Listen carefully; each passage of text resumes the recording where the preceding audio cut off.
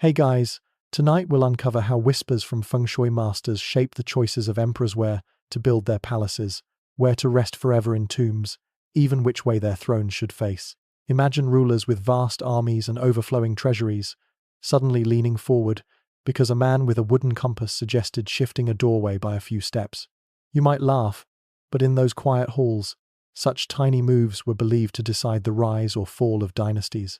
Do you dare find out how it all worked? You won't survive the silence of these corridors without wondering who truly held the power. So, before you get comfortable, take a moment to like the video and subscribe, but only if you genuinely enjoy what I do here. And while you're at it, let me know in the comments where you're listening from and what time it is for you.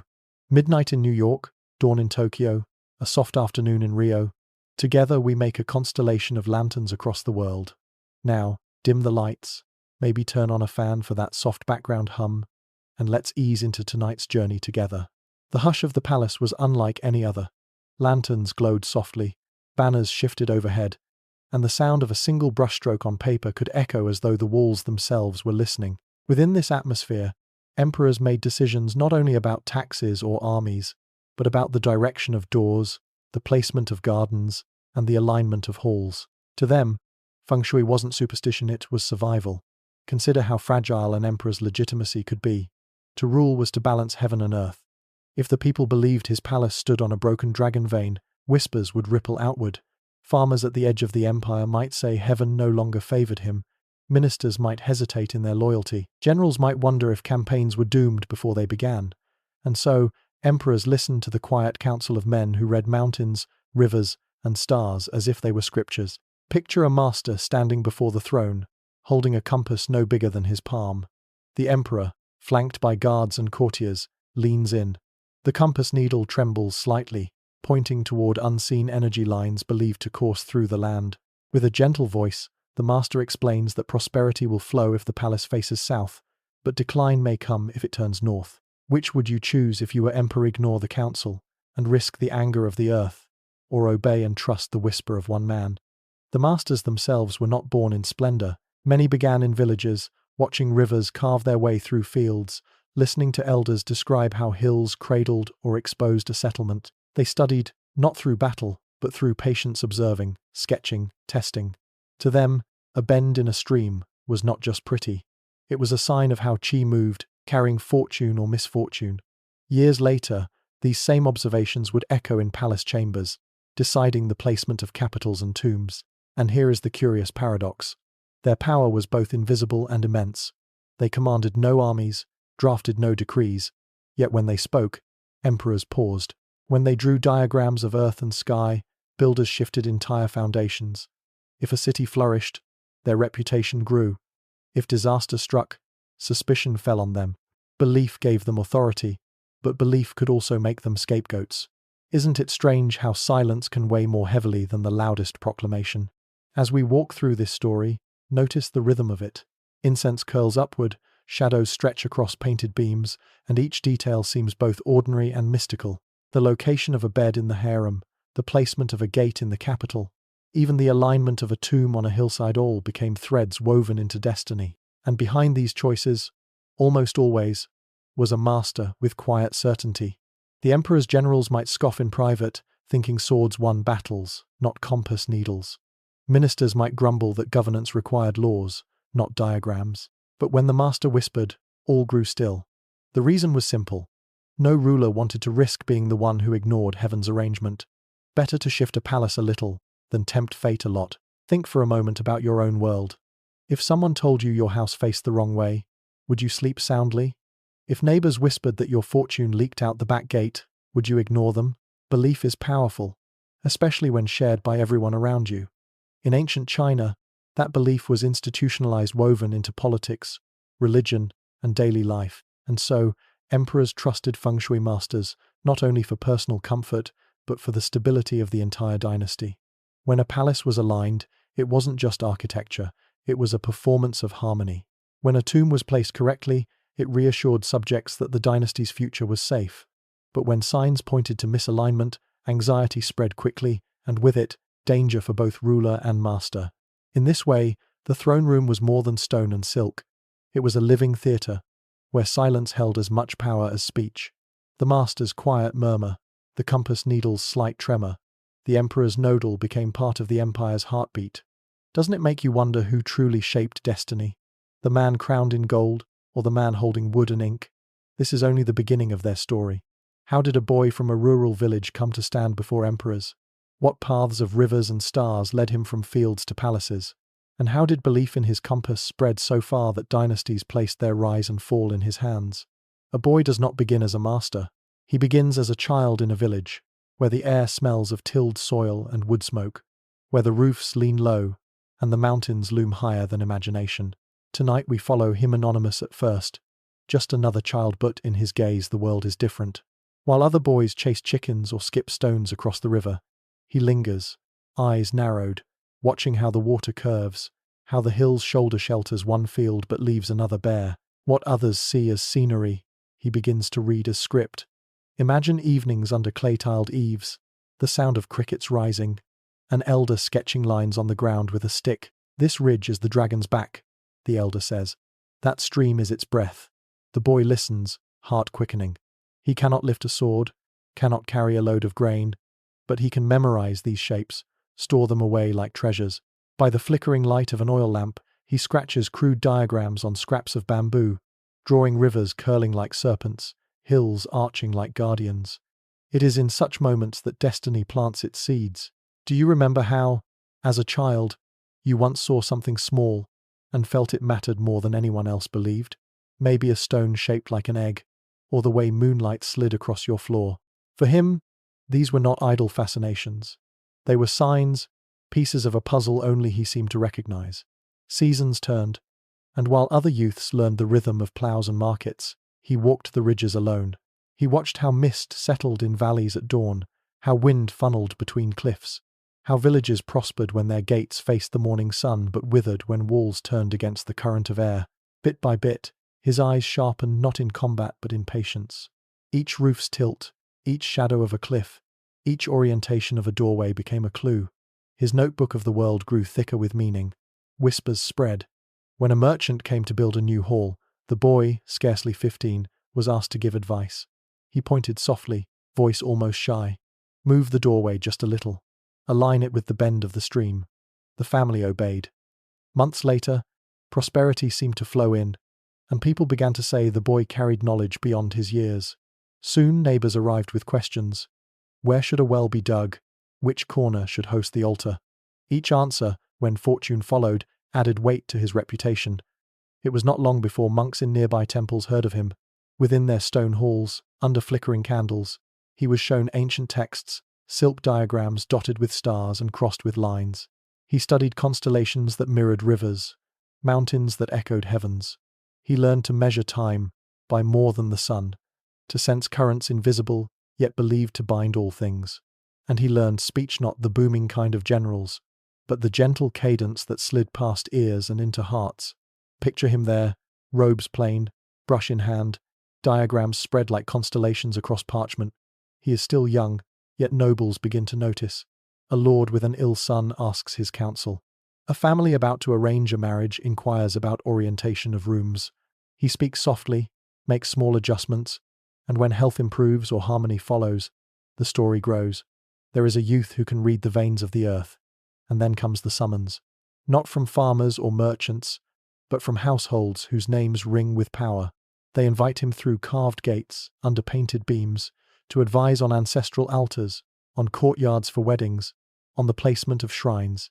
He does not boast, he does not demand, yet his presence draws eyes. Each success lifts him higher, like a lantern rising into night air. But fame is a tide that carries you farther than you expect. Imagine the moment when his name, murmured with reverence, reaches the ears of the palace. A gate opens that once seemed impossible. Bronze lions guard the entrance. Incense curls like a veil. Behind every screen of silk, beyond every jade pillar, the weight of centuries presses. The boy who once traced lines in dirt now carries his compass past thresholds meant for emperors. We pause with him here, just outside that threshold. Can you feel the drumbeats marking the hours, the hush of expectation, the gaze of courtiers wondering if this youth truly holds answers hidden from books and armies? A boy who once chased shadows of clouds across fields now stands where dynasties hinge on whispers. What carried him here? A destiny, belief, or ambition? And beyond those doors, as silk curtains stir with unseen air, something waits to entwine his fate with the throne itself. The palace does not breathe only with laws and councils. It sighs with secrets hidden in the harem, where silence is stitched into silks and perfumes hang heavier than banners. Tonight, we step softly into those chambers. The lantern light trembles across lacquered screens, the polished floors glimmer like water, and the shuffle of silk slippers sounds more like whispers than footsteps. Here, power was not always decided by decrees. It was shaped by glances, alliances, and the quiet guidance of those who read the unseen currents of qi. For the Feng Shui master, entry into these spaces was rare, yet his presence was coveted. Consorts who longed for their sons to rise sought his counsel in secret. Imagine a cradle moved nearer to a window so that dawn's first light would bless a child, or an incense burner turned slightly eastward to invite harmony. To outsiders, these adjustments might seem trivial. To mothers whose children's futures balanced on invisible scales, they were acts of destiny. Even the Empress herself, cloaked in authority but encircled by rivals, listened with care.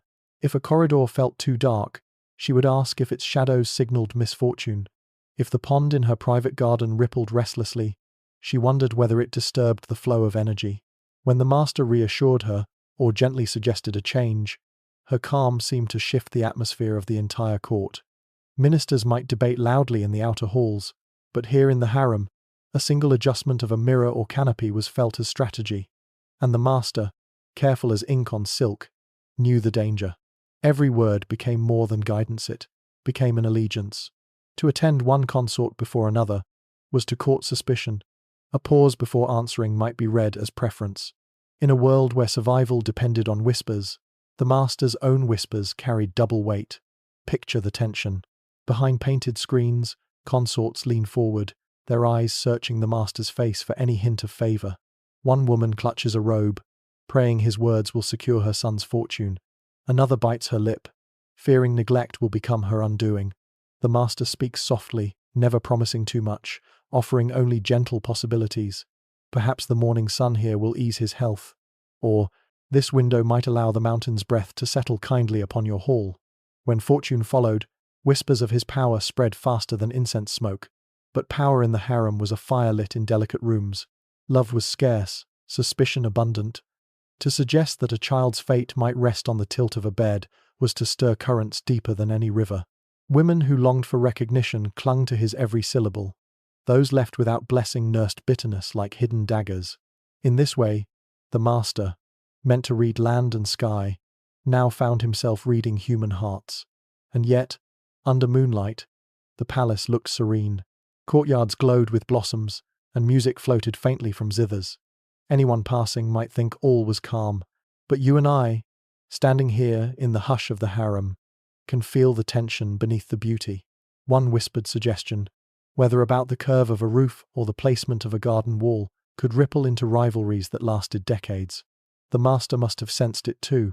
His compass trembled not only at magnetic pull, but at the weight of competing desires.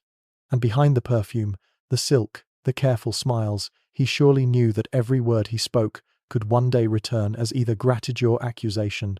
Beyond these chambers, the palace drums beat steadily, summoning courtiers and generals to matters of state, and soon, the master's influence would step beyond embroidered robes and perfumed gardens, into the council halls where the empire's future was debated in louder voices. The master's footsteps leave the scented corridors of the harem and drift back toward the council halls, where the air is heavier and the voices louder. Tonight, you and I follow him beneath vermilion pillars, lantern light spilling across scrolls and maps spread on long tables. Here, the empire's pulse is measured not in lullabies for children, but in debates over taxes, roads, and war. Yet even in this realm of politics, the unseen hand of Feng Shui pressed gently on every decision. When ministers argued where to build a new deliberation hall, they turned at last to him. Should the chamber face the north, symbol of firmness, or the south, symbol of life? Voices clashed, each citing tradition or convenience, but silence fell when the master lowered his eyes to his compass. His words came quietly, never as command, but they carried a peculiar gravity. If the hall opens to the sun, decisions may carry clarity. If it leans toward the northern wind, firmness may guard the path. Imagine the pause, the emperor nodding slowly, as though stability itself could be settled by a trembling needle. It wasn't only buildings. Campaigns and treaties too bent toward his guidance. A general preparing to march west sought an auspicious day to depart, aligning horses and banners with rising constellations. An envoy asked which gate to exit, so that harmony might accompany his journey rather than discord. To you and me, these choices may feel like details. But within those walls, such details were threads stitching together confidence, ritual, and fate. Picture the council chamber, ministers raising voices, generals pressing arguments, and then, as the master glanced down at star charts, a hush like falling snow. He was never dramatic, never forceful. His power grew precisely because it felt calm, like revealing what the earth had already decided. Doesn't it make you wonder when silence holds the room? Is it weakness, or is it the strongest influence of all? But trust carries shadows. If the empire prospered, was it thanks to the emperor's wisdom, or the master's quiet hand? And if floods or rebellion struck, had the master failed or had he subtly chosen to withhold the truth? Reliance bred unease. For even emperors, sons of heaven, could not ignore the suspicion that another man's compass might decide more than stars or soil. The master walked humbly, robes plain, voice soft. He bowed to generals and courtiers, never claiming authority. Yet behind that humility lay knowledge, and knowledge is power, even when spoken in whispers.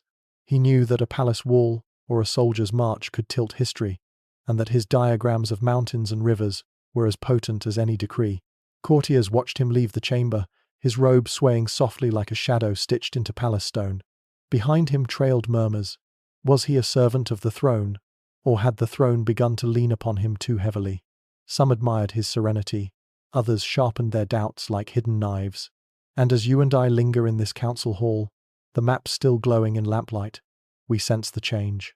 His path no longer circles the palace margins.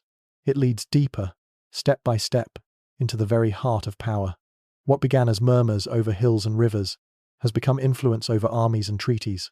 Beyond these walls, the empire dreams of expansion, of grander projects, of tombs and temples meant to last 1,000 years. And the master, compass in hand, will be asked not only where to build, but how to guide the destiny of a dynasty. The path to power is not always a road of trumpets and banners. Sometimes it is a corridor of quiet steps, where each decision adds a stone beneath your feet until you look down and realize you've been lifted higher than you ever expected. Tonight, we follow the Feng Shui master as his counsel becomes more than a curiosity, it becomes indispensable. His compass, once a humble tool, now feels like a seal of authority. Wherever the needle points, eyes turn. When the emperor envisioned expanding the palace grounds, it was not the architects or the generals who drew the first line. It was the master who traced the outline on silk. With delicate strokes, he suggested where a new gate might rise, where gardens should unfurl, where a temple could sit in balance with mountain and river. Builders came with chisels and carts, but the first approval always came from the man with a compass. In time, even the most seasoned generals lowered their heads, aware that their campaigns might be blessed or restrained by the dates he declared auspicious. The emperor, weary of endless debates among ministers, found comfort in the master's calm. Here was no rival for the throne, no loud claim to power, only a figure who spoke with the certainty of the land itself. Decision by decision, the master's presence wove itself into the empire's rhythm. Courtiers noticed that when he nodded, projects advanced. When he hesitated, discussions stalled. It was as though the empire breathed in time with his approval. Yet with assent came unease. Influence, once invisible, became undeniable. Ministers whispered that the emperor leaned too heavily on him. Some asked quietly, was the empire being steered by heaven's will, or by one man's interpretation of it? And noble families, eager for fortune, began to send gifts: jade ornaments, silk robes, scrolls rich with promise. Each offering was wrapped in humility, but carried a hidden plea: tilt your guidance in our favor. He accepted none openly, yet even refusal raised suspicion. To deny a gift is to admit you recognize the game, and by recognizing it, you become a player. Still, the master walked with composure. At ceremonies he stood at the edge, never in the center, but all eyes watched to see if he lifted his head or lowered it. At funerals he guided the placement of tombs, At the birth of imperial heirs, he murmured blessings for chambers aligned with harmony. His voice wove through the dynasty like a quiet melody beneath louder instruments, subtle yet shaping the tune. And you and I, following in the shadows of his path, sense how fragile this ascent has become.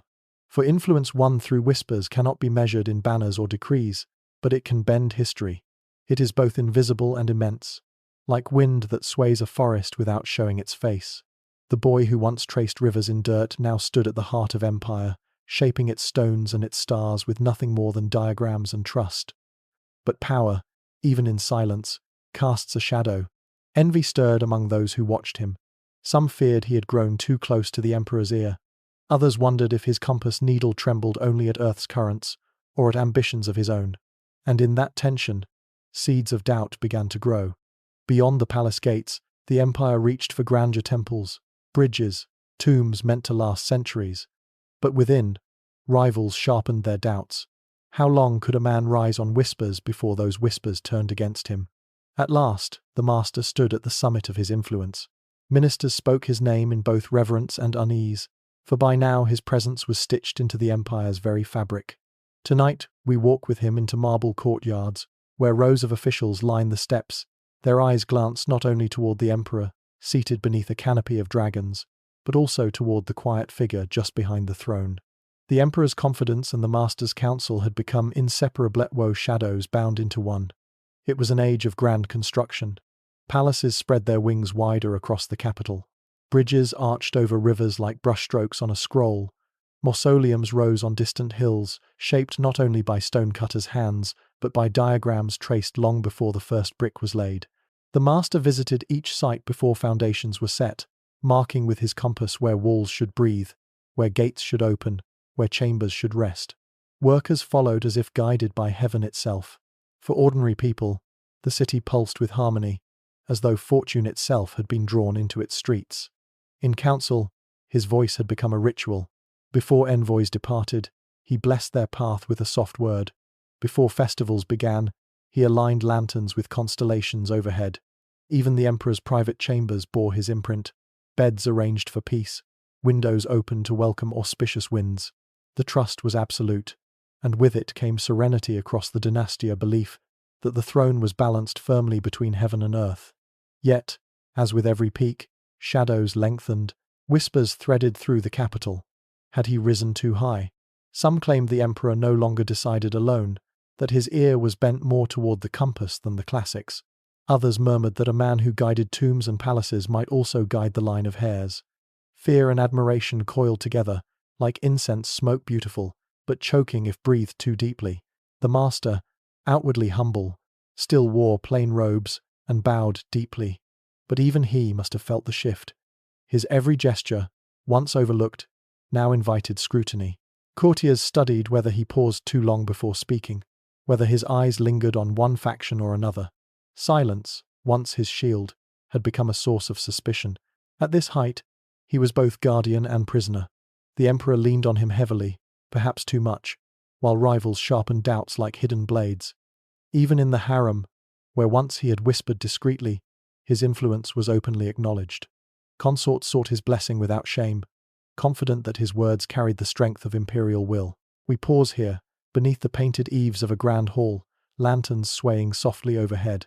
To an outsider, the dynasty appears calm, the empire secure, the master serene at the summit of his journey. But you and I can feel the stillness that lingers before a storm, the hush that conceals an approaching shift. For when power grows too visible, even when wrapped in gentleness, silence itself can invite the winds of change. And beyond these serene courtyards, the first tremors of decline had already begun to stir. The stillness of a dynasty at its height is deceptive. Beneath the polished stone floors and fragrant gardens, cracks began to spread. Tonight, we move with the master through corridors that once echoed with respect, only to hear now the murmur of suspicion.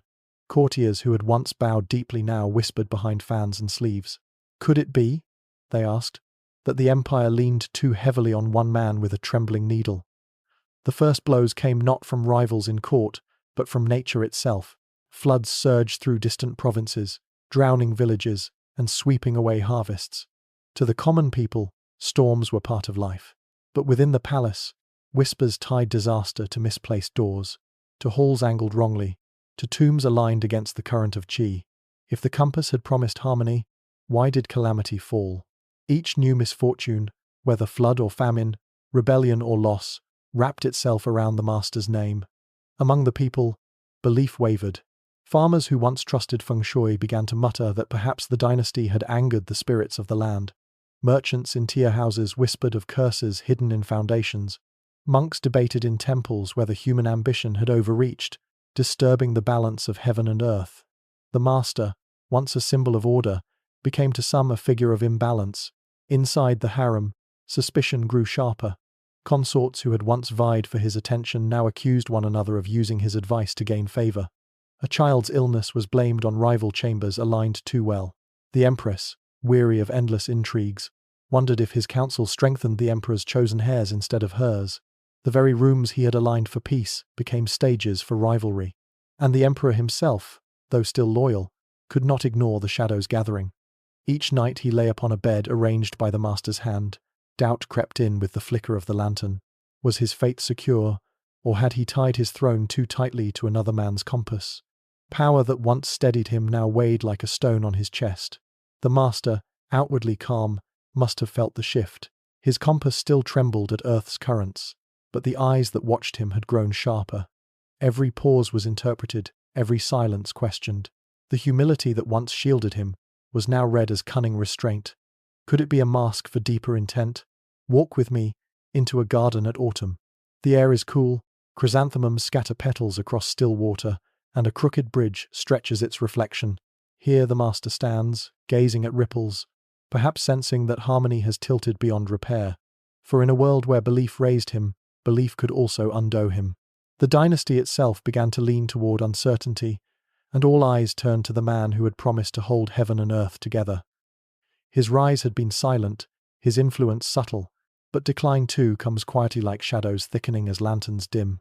And yet, even as suspicion deepened, one question lingered. If his art had once lifted the empire, could it also leave behind something lasting, even as his own fortune waned? Lanterns grow fewer as we near the end of this journey. The palace corridors stretch longer, quieter, like the last notes of a song fading into night. Tonight, you and I walk through the aftermath of a life lived in whispers, tracing how the influence of one compass outlasted the man who held it. For though suspicion dimmed his light, his legacy was never fully extinguished. When the master's presence faded from court, his name still lingered in murmurs. Some cursed him as the cause of misfortune, others remembered victories secured under his guidance. But no matter the judgment, the practice endured. New masters appeared, carrying the same scrolls and compasses, reading the veins of the earth with the same quiet confidence. It was as if the land itself demanded to be read again and again by new eyes. Among the people, the influence spread wider. Farmers arranged homes to catch morning light. Mothers placed cradles where breezes felt gentle. Merchants set stalls where foot traffic flowed like auspicious streams. What had begun as palace council filtered into daily life, a tradition passed quietly from generation to generation. For emperors, the legacy was double-edged. Feng Shui became a safeguard, a ritual to secure their rule. Yet it was also a mirror of vulnerability, a reminder that even the mightiest throne sought approval not only from heaven above, but from the ground beneath. Dynasties rose, dynasties fell, but with each collapse, people whispered, was the downfall, written in politics and war, or hidden in soil and stone? Picture an imperial tomb, its carvings softened by centuries of wind. It had been placed with care, aligned with constellations, chosen to preserve glory. The dynasty it guarded is long gone, yet pilgrims still visit. Incense still curls upward. Belief refuses to vanish. The compass may be gone, but the questions it raised ripple outward. How much of destiny do we choose, and how much do unseen currents choose for us? And that perhaps is the truest inheritance of the masters. Their power was never just in moving gates or aligning chambers. It was in shaping the way people looked at the world, to see mountains not just as rock but as guardians, rivers not just as water but as veins of life, homes not just as shelter but as vessels of fortune. Even now, when you walk through a village or city, you may sense the quiet echo of their teachings. Close your eyes for a moment. Hear the faint drums of an ancient court. Smell the incense that drifts even centuries later. Feel the hush of corridors where decisions once bent under whispers. History records emperors and battles, but in between those louder strokes lie the subtler hands that guided where thrones stood and where legacies rested. And so, even in decline, the Feng Shui masters endured not as names, but as presence, as belief, as the hush of lantern light stretching into the night. The lanterns we lit at the start of tonight's story are almost out now. The palace corridors have grown hushed, the incense has thinned into nothing but memory. You and I are no longer walking with emperors or masters, but resting quietly at the edge of their echoes. The truth is simple. History may debate whether Feng Shui truly decided the fate of dynasties, but what matters for us tonight is how softly those whispers have carried, all the way to your bedside. Take a deep breath. Let it out slowly. Imagine the compass needle settling, no longer trembling with the weight of decisions, but resting, calm, and still. Imagine the emperor closing his eyes, the courtiers fading away, the scrolls rolling themselves shut, all the noise of power, all the murmurs of suspicion, dissolve into silence. You are safe here, wrapped in your own quiet harmony. The currents of qi, the veins of rivers and mountains, the whispers of halls and tombs none demand anything of you now. They belong to the past, drifting like smoke into the stars. All that remains is the steady rhythm of your breath, the softness of your pillow, the warmth of rest spreading through you. Let the story settle. Let your thoughts slow. If sleep comes, welcome it like an old friend stepping gently into the room. And if your mind still wanders, let it wander softly, tracing the same paths of mountains and rivers the masters once traced, until even those lines fade into dreams. Thank you for listening, for sharing this journey across silence and centuries. May your night be gentle, your rest deep, and your dreams kind.